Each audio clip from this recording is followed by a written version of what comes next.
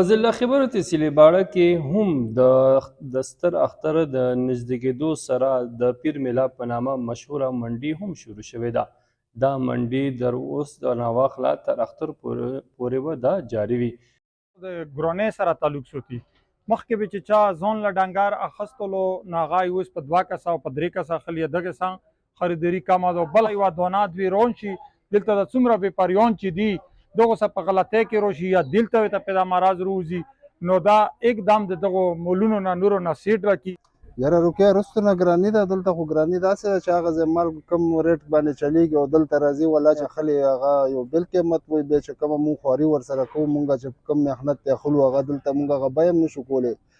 دلته هم دا 2-3 روپۍ وي وروره جانه بس خامخا پکې قسمه سپرې او وکسینیشن دی په نورو د باړې تحصیل په علاقو کې هم وکړلی شي چې د دې مرض نور د پیلاوېدو روکتام وکړلی شي.